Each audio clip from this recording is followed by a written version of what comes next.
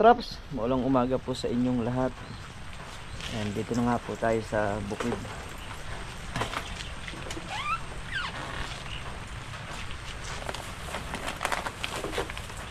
Tayo pa lang din po ang tao dito. Wala pa po sila. And bali nakalibre ng pagpapatubig dun sa ampalayang malaki dahil umulan nga. Maganda na rin yung basa ng ng lupa.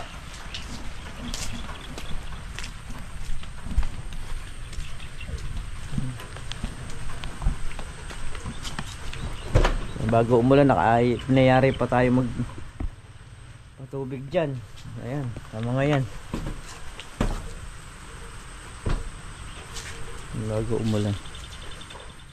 Ayan mga traps, update ko lang kayo sa ating ampalaya. So dito pala sa mga kalamansi is nagtitrim na tayo. Ayan, kung mapapansin nyo, mga nangakalabas na rin yung mga supling nila. Ayan. Bali nagtitrim na po tayo niyan. Ayan, mga supling nangakalabas na. Ito naman po yung ampalaya. Ayan, ganyan.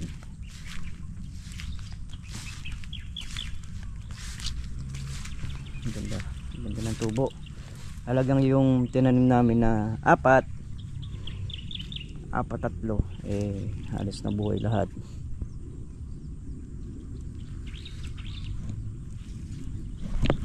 Ayan. So hindi naman natin madadamuhan to ngayon kahit na tabas kasi pag tinabas natin at nagalaw yung puno niyan, delikadong mamatay yung mga ampalaya. Kaya patitik-tikin muna natin yan bago natin tabasin. So konti na lang din naman yung natirang damuhin yan doon. Kaya naman hindi ko pinlastikan to kasi sa tingin ko para sa akin mas tamang matrabaho kasi lagi ka nagdadamo.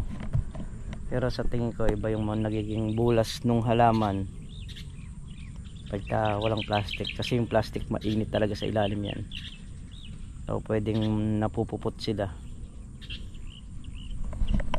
Kaya nga nung una sabi nila sa akin, yung mga kasamahan natin dito na gusto nila plastikan, so sabi ko naman sa kanila pag tira nila ako ng 10 dayos, yun, hindi ko pa plastikan ka ako. At yun, ang nangyari, yung tirang plastic doon na lang nalagay sa dulo, yung bali 9 na dayos. Pero iba yung ganda nung hindi naka-plastic kaysa ron sa naka-plastic mga katrops.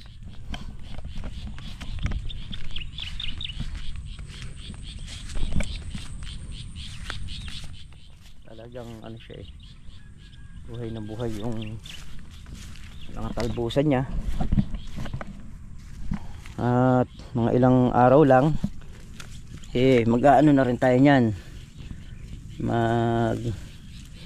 papataba. So ang pataba natin dyan mga traps is sabog yan kasi yung talbos niya kung mapapansin nyo medyo di siya malaki, di siya maliit, nasa katamtaman pa rin. So mas maganda yan pagka malalaki yung nagiging talbos nila. At meron na rin ano yan, mga bunga. Meron na mga bungang puno. Ayan, kaya nito bulaklak. Pakita ko lang po. Ayan o.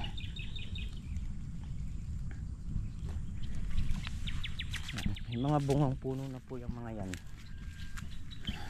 Ayan lang, hindi pa ganun kalalaki. Ayan.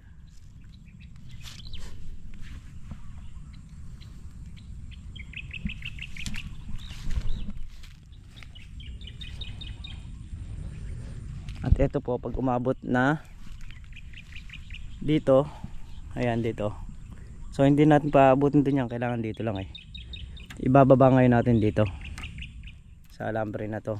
Ayan, kailangan natin ibaba dyan yan.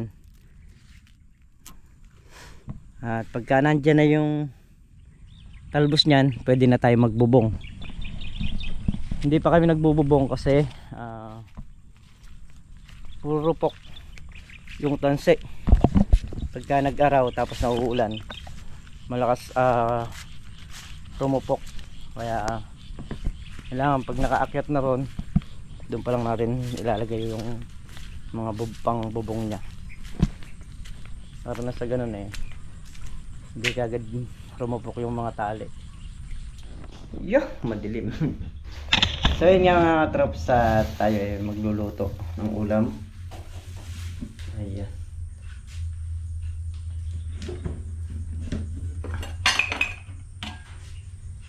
Magluto ako ng ulam. Bali, ang lumusong po ngayon na nandito na si Paring Carlo, si Tol Nariel, saka po tayo.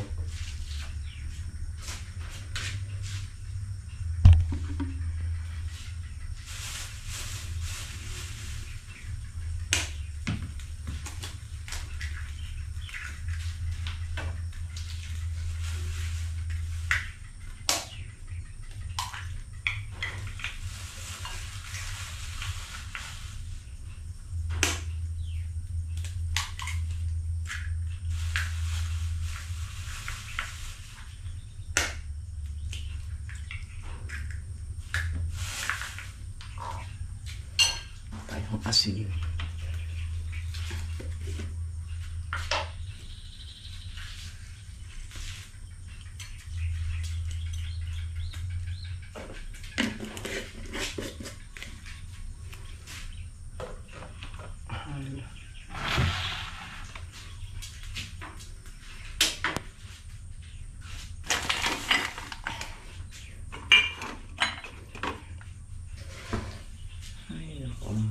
Ito yung masakit. Hindi nila sinasabi sa akin na wala ng ano rito, mantika. Hindi sila nagsabi sa akin. Ito rin tayo naka Ayan, okay na. Meron ng mantika.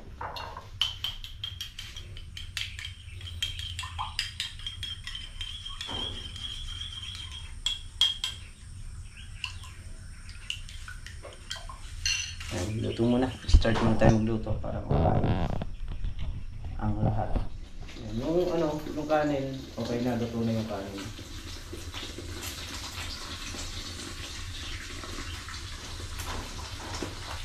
Sinaw na. Ulam na daw.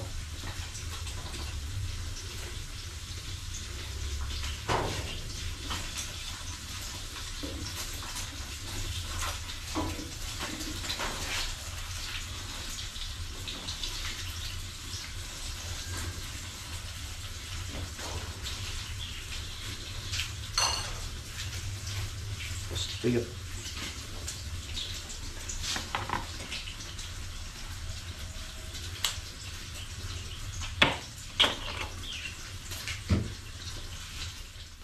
Yan, so bali pagyari natin kumain, gagaya ko naman yung spray. So minto na yung ulan, mag-spray tayo ng talong. Yun. Bibili tayo ng gasolina. Ayan, yung gagamitin natin gamot dito. So yun, hayain ko muna silang kumain para makapag-start na rin ako. Wow, naligarta. Kain po. Kain po tayo mga katrops.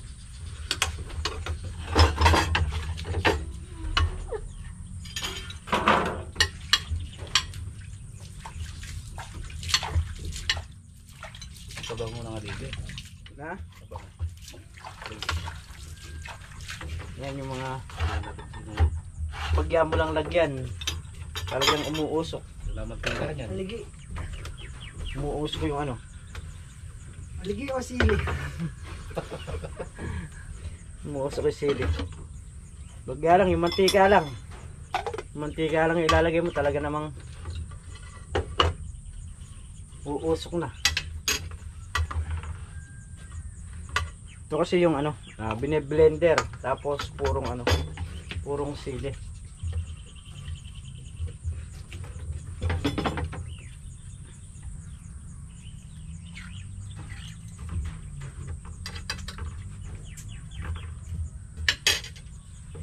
Kain po tayo. So ayan mga katrops, bali napuno na nga ng tubig yung nalagyan na ng tubig yung drum, tapos timplahan na rin natin ang gamot. Hakutin lang namin yung power spray para maikasaron. Ito yung power spray na gagamitin natin. Ayan.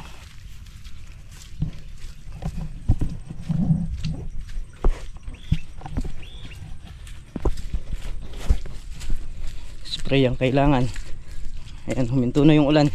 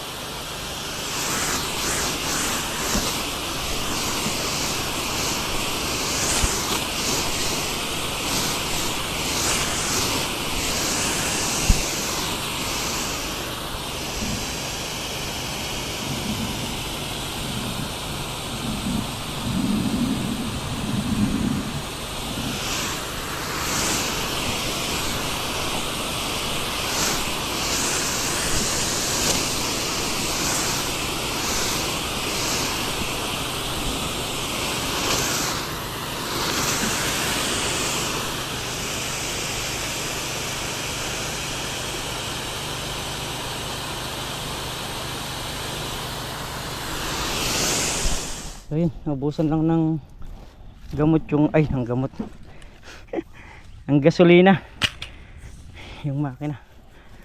Ay, puporma ko na rito. Hindi ko na tayo papasok sa putas na yan eh.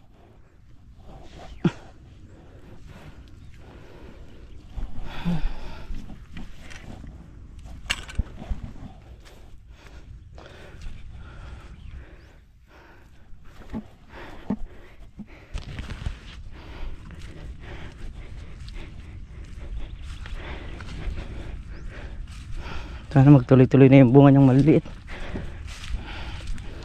para naman kahit paano makabawi sa gastos. Kung kami lang ang tatanungin, talagang gusto namin makabawi sa gastos, kumita. Pero sa tagal naman ng buhay ng talong, posibleng hindi makuha gastos ng talong na yun.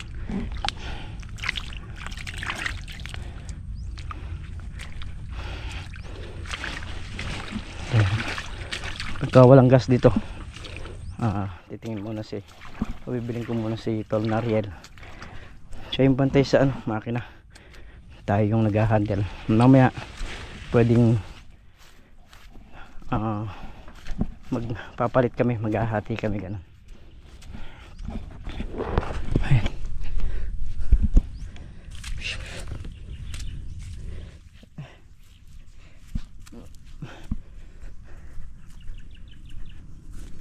Pangalahati na rin pala natin yung gamot.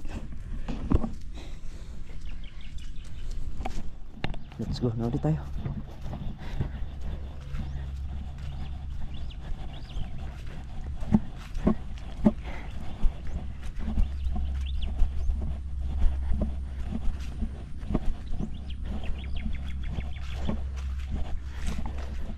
Start na. Sasalin na lang ni Tol Nariel ng gas yan. Dala na niya ang gas na isasalin. Ay, yan mga trops, at tayo ay nakaraos na rin. Ito na lang, dulo na lang natin. Tapos tayo mag-spray. Ayan. Whew.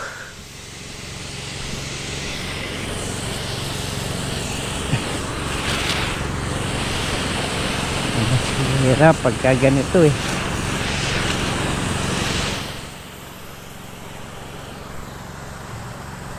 Daming ibon na lumilipad, mga nginain ng insekto. Dahil nga nakasingit tayo, ganyang in-spray natin kasi marami na namang insektong papasok dyan, kaya ikakaulan na yun eh.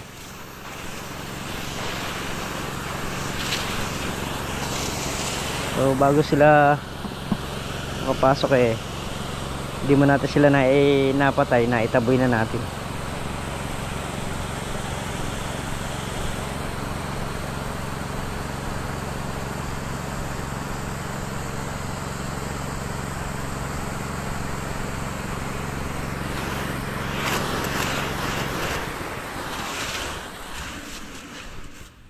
Yo, kilis na.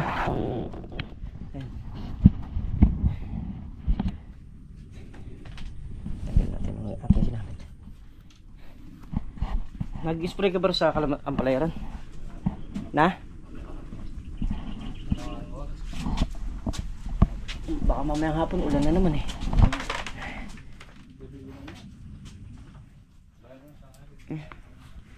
Ay.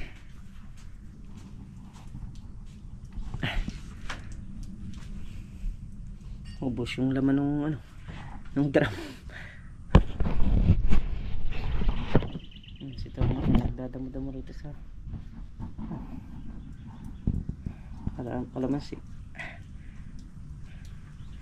Pitas bukas kaya kailangan mamaya. May tao talaga. Kagabi anong oras na rin ako umuwi? Naray bang ginikan doon? Pwede magpausok. Yun nga, pinausok na yung ginikan yun. Oh? Hapon bago ako mo tanghali, kumuha ako sa sako doon. Tapos nung hapon dumating ako, kumuha ako sa sako. Ayos yan, pampausok. Daming ibon.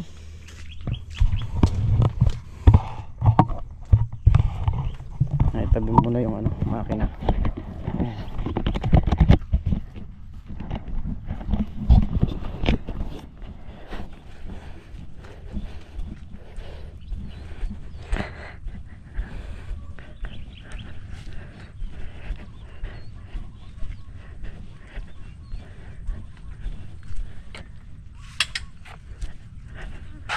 Tali mo lang yung hose.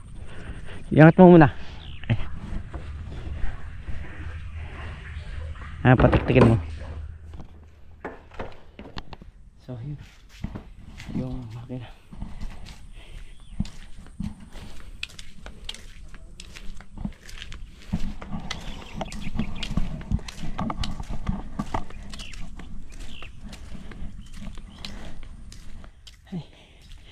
May bunga na yung banda rin dyan pre, ay no?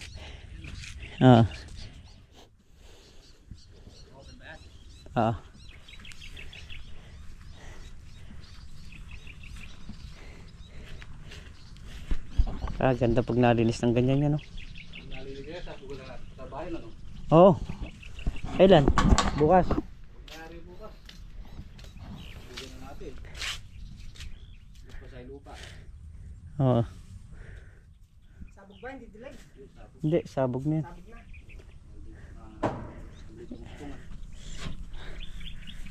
Pumapayat na yung talbusan. Talbusan, mapayat. Dami ibon.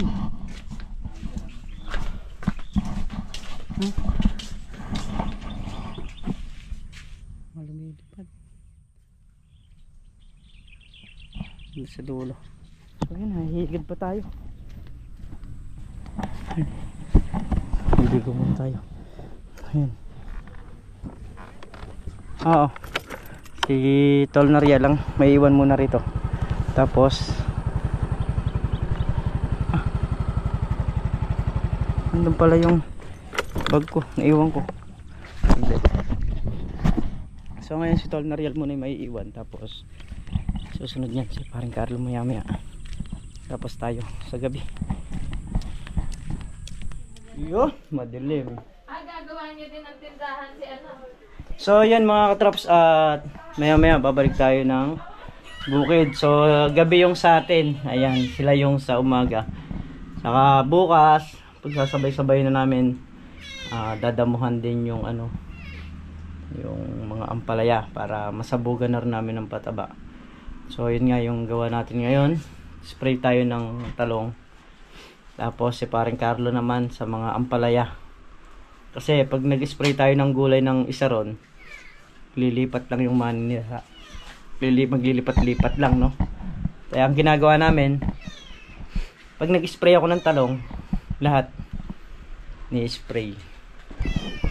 Ayan. So yung pagbalik natin mamaya doon, hindi na rin natin makukuha na ng video.